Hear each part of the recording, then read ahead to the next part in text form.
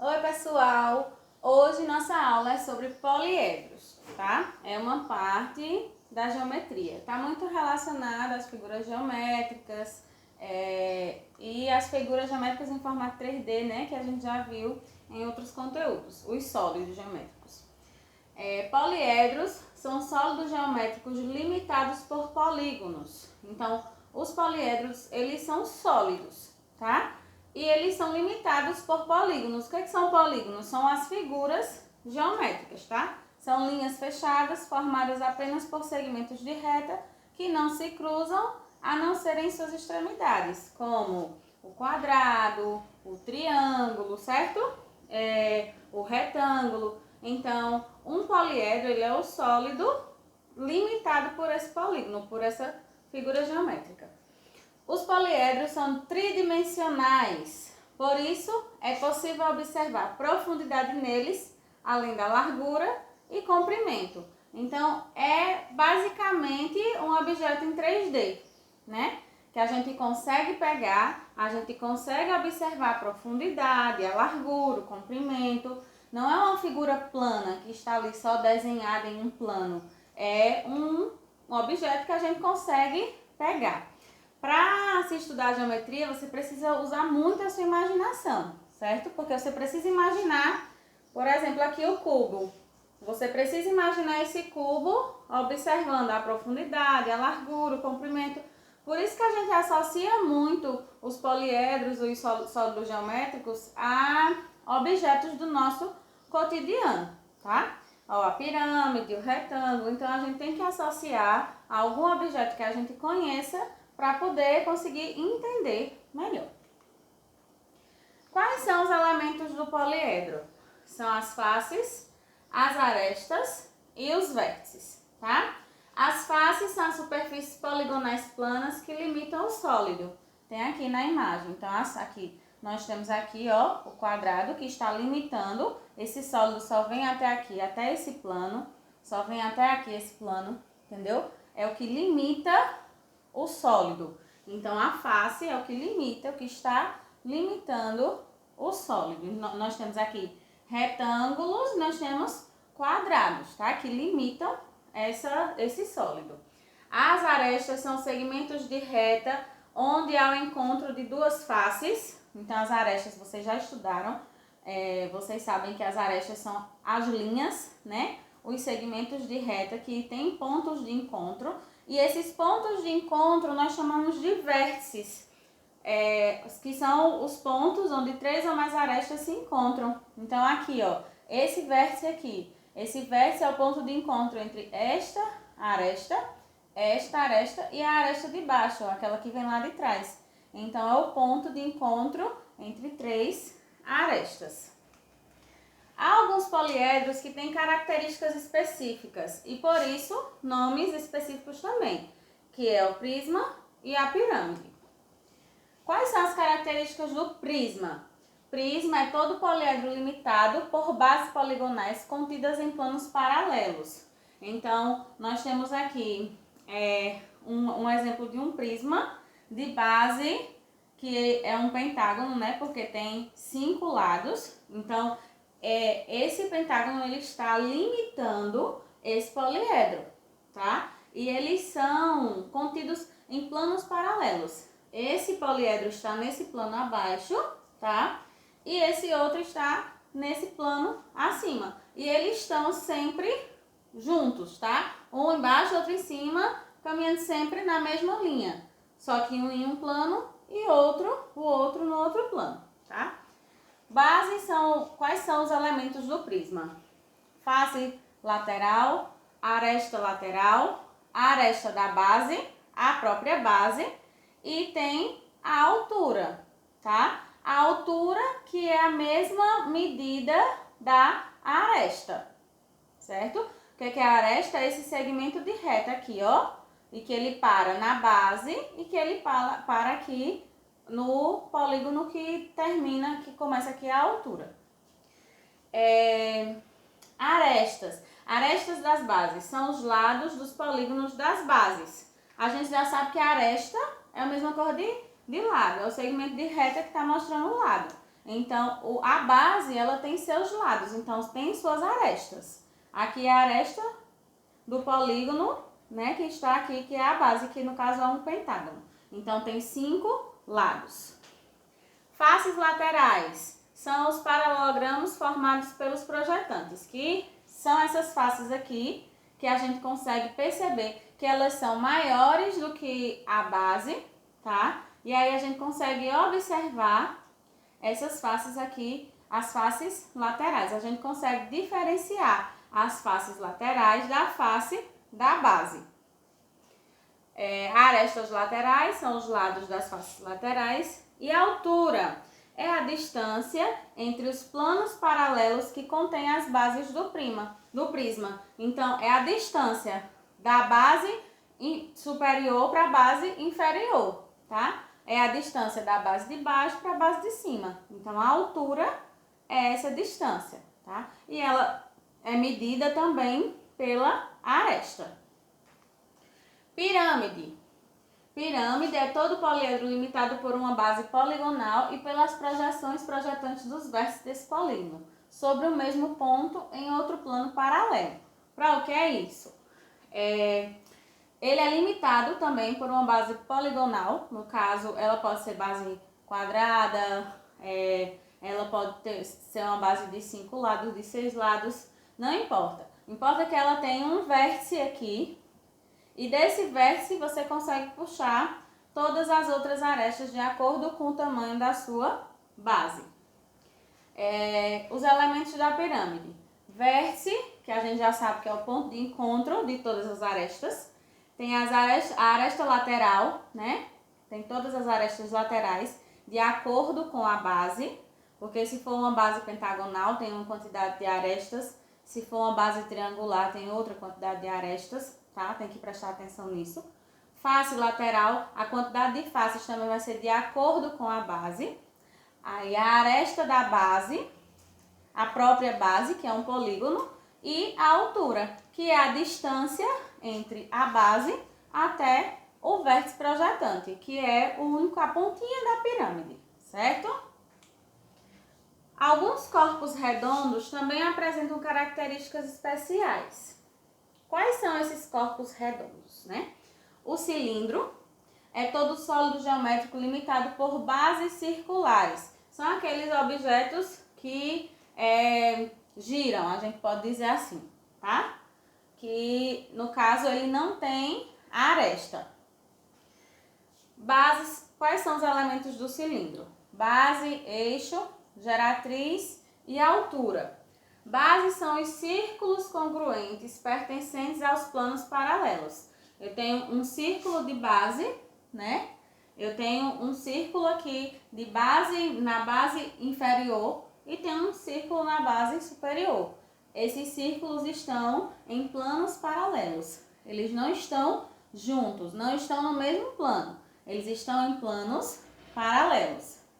E aí vem a altura. É a distância entre os planos paralelos, a distância entre o plano da base inferior e a base superior. É isso aqui, certo? É a altura. Eixo é a reta que contém os centros das bases. Então, a gente bota um ponto no centro do círculo da base inferior e liga esse ponto até o centro da base superior. Então, eu consigo formar um eixo. Geratrizes são os segmentos paralelos aos eixos, cujas extremidades são os pontos da circunferência da base. Então, eu pego um ponto da circunferência da minha base inferior e ligo a um ponto da circunferência da base superior. E aí eu tenho uma geratriz. Geratriz é diferente de aresta, tá? A aresta a gente vê um segmento de reta. Aqui nós estamos falando de corpos redondos, então eu não tenho aresta, eu tenho uma geratriz, que eu crio um ponto imaginário entre a base inferior e a base superior e consigo formar essa geratriz. O cone. Cone é todo sólido geométrico limitado por uma base circular. Não confundam cone com pirâmide. Muita gente confunde o cone com a pirâmide por conta desse vértice aqui. O cone tem uma base circular, é a principal característica do cone, tá? E o cone, ele é um corpo redondo. A pirâmide tem suas faces, suas arestas, tá? Não é um corpo redondo. A base da pirâmide, ela pode ser quadrada, triangular, não redonda, tá? Quando a base é formada por um círculo, se trata de um cone, não de uma pirâmide. Não confunda. Vamos ver as características do cone. Base, vértice, altura, geratriz e eixo. Vamos ver. Base é o círculo pertencente a um dos planos paralelos. Então, como base, eu tenho um círculo. Vértice é o ponto localizado no outro plano paralelo. Eu não tenho outra figura geométrica em outro plano, outro círculo, não tenho. Mas eu tenho um ponto. E esse ponto a gente chama de vértice. Porque é a partir desse vértice que a gente vai conseguir formar o cone. A altura é a distância entre os planos paralelos. É a distância da base até o vértice. Eixo é a reta que contém do centro da base até o vértice. É como se a gente fizesse um ponto no centro do círculo, tá? E ligasse ele até o vértice. E aí a gente tem o eixo. Ele vai estar bem no centro do círculo. E geratrizes, que são os segmentos paralelos, cujas extremidades são os pontos da circunferência. Eu pego um ponto aqui da minha circunferência, né? O que é a circunferência? É essa linha ao redor do círculo. Então, eu pego um ponto da minha circunferência e ligo até o vértice. Então, eu consigo formar uma geratriz, tá? É como se aqui, nessa base, tivessem muitos pontinhos. E cada pontinho desse ligasse aqui, ó, até o vértice, formando as geratrizes. A esfera. Esfera é todo sólido geométrico obtido por meio do giro de um círculo em torno de um eixo que contém um diâmetro. Então, como um objeto do nosso dia a dia que a gente relaciona a uma esfera, uma bola de futebol, tá? É como se fosse uma esfera, a gente pode associar. Quais são as características de uma esfera? Os polos, tá? Cadê? Os polos. E aí a gente vai ter nesses polos paralelo, o eixo, equador e meridiano. Faz uma associação às divisões, né? Quando a gente estuda lá em geografia, as divisões climáticas do nosso planeta Terra. Polos são as extremidades do diâmetro perpendicular ao plano. Então, aqui em cima eu tenho um polo e aqui embaixo eu tenho outro polo. Como se fosse, se a gente fosse associar ao nosso globo terrestre, o polo norte e o polo sul. Temos dois polos. Equador é a circunferência perpendicular ao eixo que passa pelo centro da superfície. Então, equador é a linha que divide ao meio essa esfera, certo? Paralelo é a circunferência perpendicular ao eixo paralelo ao equador. Então, eu tenho aqui como se fosse uma linha acima do equador e aí eu tenho um paralelo e tenho um meridiano. O paralelo é a linha que corta acima e o meridiano é a linha que corta abaixo. E o eixo, não vamos esquecer do eixo. O eixo é como se fosse o centro, é a linha que liga os dois polos. O polo superior ao polo inferior. Poliedros de Platão. Esses poliedros têm as características diferenciadas, tá? Eles podem ser convexos e não convexos. No poliedro convexo, qualquer reta que passa pelo seu interior não consegue furá-lo mais que em duas faces. Observe aqui, eu tenho esse poliedro. Imagine aqui, se eu viesse com um espeto e furasse esse poliedro. O que era que ia acontecer? O objeto que eu furasse ia passar apenas por dois planos, tá vendo?